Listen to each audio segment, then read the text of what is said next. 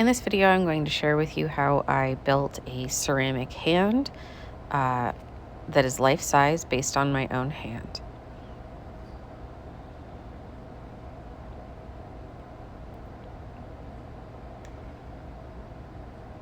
In this project, I also added a tree stem as a conceptual addition to the piece.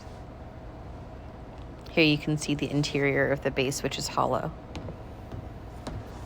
I began by rolling a slab that, as you can see, I compare against my hand. I tapered it to go from as thin as my fingers to as thick as my wrist. So it's kind of a triangular kind of form, and you can just kind of pound it down to get it right before you carve. Getting it right before you carve makes everything easier. Then you lay your hand on top of it and literally just trace it out.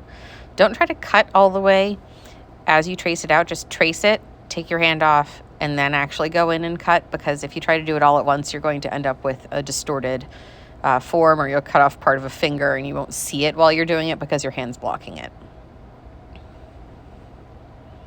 So here I've laid it out, and now I'm going to use my needle tool to chop all the excess clay off. You could use anything that's sharp to do this, but I find that a needle tool is just about the right size.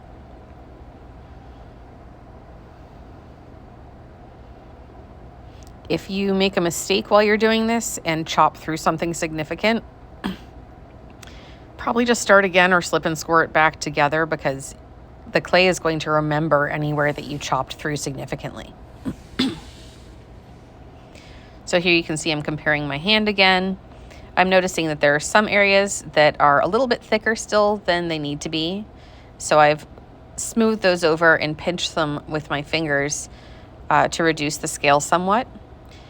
Then I flipped it over and I'm smoothing it and rounding it out.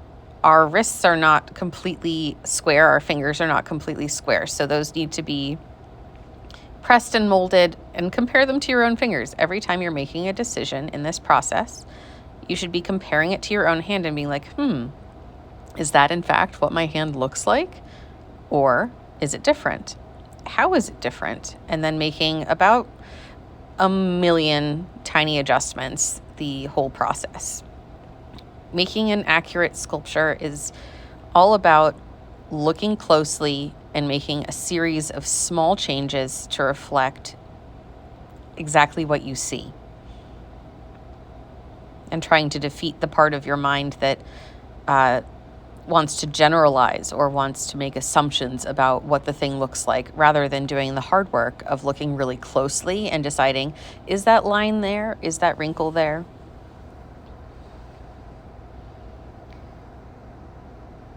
So I'm constantly comparing it to my own hand.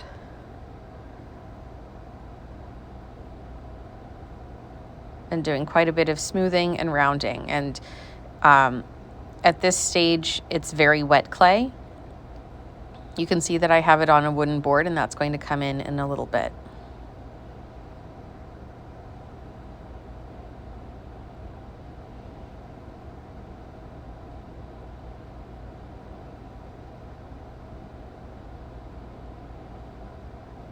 Now I'm going in and adding some of the dimension of the palm. I'm using a carving tool and just taking out some of the excess clay that's on the center of the hand, and then using my fingers to just blend it around and smooth it out. These are the broad strokes. I'm not going in and trying to do anything that's going to be super, super specific, like wrinkles or fingernails or any of that texture yet. I'm still getting my general proportions down. Look closely at your wrist and you'll notice that the base of your hand sticks up a little bit more than your wrist. So that's the part that I did there.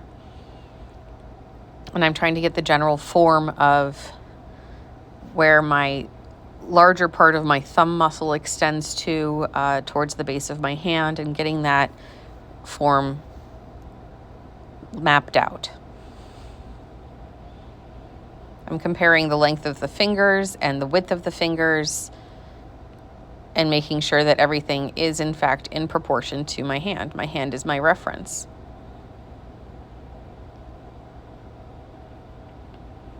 At this point, since I'm working very wet, I can just take another chunk of very wet clay and smear it right on. You cannot do that when it reaches leather hard. You would have to slip and score the clay on once it got harder. And now I'm mapping out where my knuckles are, where my joints are in each finger segment. I'm later going to go in and be bending my fingers and cutting them along these joints, so it's very important that I do this accurately.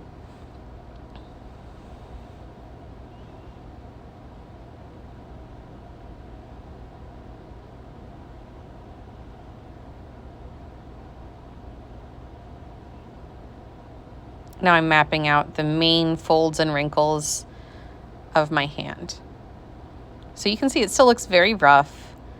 It seems kind of impossible usually at this stage. Here I have a time lapse of doing all of the bending of the fingers. I've left it to get leather hard, which can take a very long time. I like to leave my piece bagged with wood under it, and the wood is dry so it remove some of the moisture from the piece. I'm using a knife tool here to cut off at a joint, slip and score that joint on both sides, and put it in the position that it will be positioned in.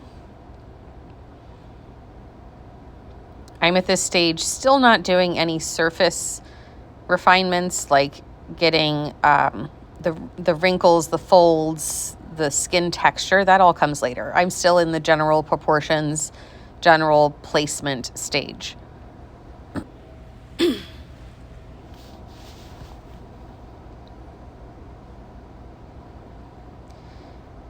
Here I'm adding some clay by slipping and scoring.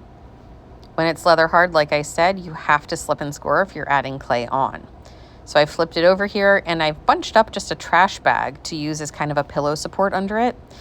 Doing this will not work unless your hand is leather hard. And if you're trying to do all these details when your hand is still wet, it's just gonna flop. It's not gonna do what you want it to do at all because it can't hold that form. So here I'm adding some of those knuckles on the back part of my hand, starting to shape those out. And you'll notice I'm just periodically looking at my own hand. I'm using that reference. Looking closely is most of the game here. I'm rubbing with a wet sponge and with a rib tool to compress and smooth out.